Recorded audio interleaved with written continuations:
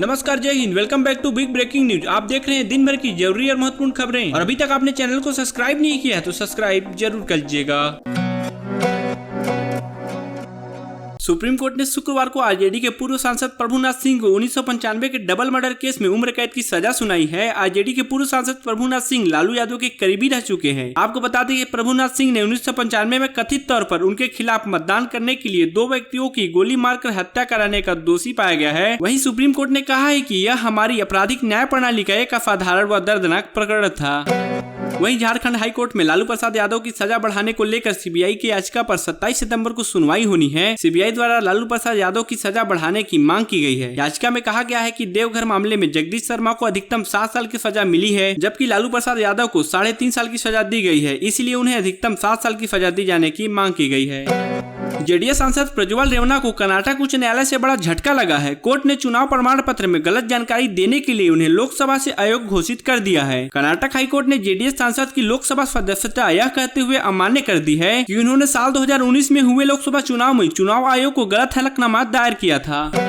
केंद्र सरकार द्वारा देश में एक देश एक चुनाव को लेकर कमेटी गठित करने के बाद कई राजनीतिक दल इस पर प्रतिक्रिया दे रहे हैं। वहीं महाराष्ट्र के उप मुख्यमंत्री देवेंद्र फडणवीस ने भी इस पर प्रतिक्रिया देते हुए कहा, वन नेशन वन इलेक्शन बहुत ही सही प्रस्ताव है। देश में लगातार चुनाव होते हैं और आधा श्रम चुनाव में जाता है। और उन्होंने आगे कहा, वन नेशन वन इलेक्शन से 5 साल की खुली स्टेट होगी, पैसा भी बर्बाद नहीं होगा और काम भी सुचारू रूप से चलेगा। वहीं कांग्रेस के अध्यक्ष मल्लिकार्जुन खड़गे ने वन नेशन वन इलेक्शन पर प्रतिक्रिया देते हुए कहा कि उन्हें लाने दीजिए, लड़ाई जारी रहेगा। आपको बता दें कि सरकार ने विशेष सत्र की बैठक बुलाई है। वहीं इसे लेकर कहा जा रहा है कि सरकार समान नागरिक संहिता मतलब यूसीसी और महिला आरक्षण बिल भी पेश कर सकती है। साथ ही वन नेशन वन इलेक्शन की वकालत तो प्रधानमंत्री खुद कर चुके हैं। वहीं इस बिल के पीछे सबसे बड़ा तर्क यह दिया जा रहा है कि इससे चुनाव में खर्च होने वाले करोड़ों रुपए बचाए जा सकते हैं।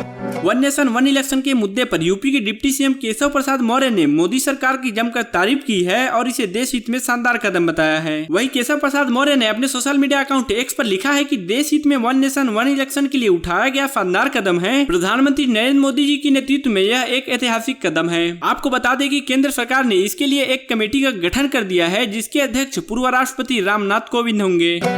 वहीं भयंकर तूफान साओला अब चीन और हांगकांग में भारी तबाही मचा सकती है। ऐसे खतरों को देखते हुए दोनों देशों ने सैकड़ों उड़ानें रद्द कर दी हैं और वहीं स्कूलों को भी बंद करने के आदेश जारी की गई हैं। वहीं टाइफून साओला 240 किलोमीटर प्रति घंटे की रफ्तार से चीन के गुआंगडोंग प्रांत में टकरा सकती है। उत्तर प्रदेश के मुख्यमंत्री योगी आदित्यनाथ ने कल लखनऊ में अटल आवासीय विद्यालयों में छात्रों को एडमिशन किट का वितरण किया। इस अवसर पर उन्होंने अटल आवासीय विद्यालयों का वेबसाइट की भी लॉन्च की। वहीं उन्होंने इस कार्यक्रम को संबोधित करते हुए कहा, आज एक शुभारंभ हो रहा है जो श्रद्धेय अटल जी को श्रद्धांजलि है, वह दीनदयाल जी के अंत्योदय के सिद्धांत का प्रयोग है। वहीं सीएम योगी ने आगे कहा, कोरोना काल में जिन बच्चों ने अपने अभिभावकों को खोया है उनके लिए हमने बाल सेवा योजना शुरू की है, उन्हें भी इसमें प्रवेश का लाभ दिया जाएगा। अर्थव्यवस्था के मोर्चे पर दूसरे दिन भी सरकार को गुड न्यूज मिली। पहले तिमाही में जीडीपी की शानदार ग्रोथ रेट के बाद जीएसटी के रेवेन्यू कलेक्शन में अगस्त महीने में भी तेजी जारी रही। वहीं सरकारी आंकड़ों के अनुसार अगस्त महीने के दौरान जीएसटी कलेक्शन में सालाना आधार पर 11% की बढ़ोतरी दर्ज की गई और आंकड़ा 1.59 लाख करोड़ रुपए से ज्यादा रहा। सुप्रीम कोर्ट ने आज अहम फैसला सुनाया है। अब अमान्य विवाह से पैदा होने वाली संतान को भी अपने माता या पिता के पैतृक संपत्ति पर अधिकार मिल सकेगा। जी हां, सुप्रीम कोर्ट ने कहा है कि इस तरह की संतान को कानून अवैध नहीं मानता। वन नेशन वन इलेक्शन पर शिरोमणि अकाली दल के नेता सुखबीर सिंह बादल ने बड़ा बयान दिया है। उन्होंने कहा है, मैं और हमारी party one nation one election के हक में है। सुखबीर सिंह बादल ने कहा, सांसद और विधायकों का चुनाव एक समय पर होना चाहिए। महाराष्ट्र में विपक्षी गठबंधन इंडिया के बैठक पूरा होने के बाद सीएम केजरीवाल ने बीजेपी की मोदी सरकार पर जमकर हमला बोला और कहा, मौजूदा सरकार आजाद भारत की सबसे भ्रष्ट सरकार है। वहीं राहुल गांधी ने भी बीजेपी पर निशाना साधते हुए कहा, हम 60% जनता का प्रतिनिधित्व करते हैं और एक साथ मिलकर लड़ेंगे तो बीजेपी की जीत नामुमकिन है।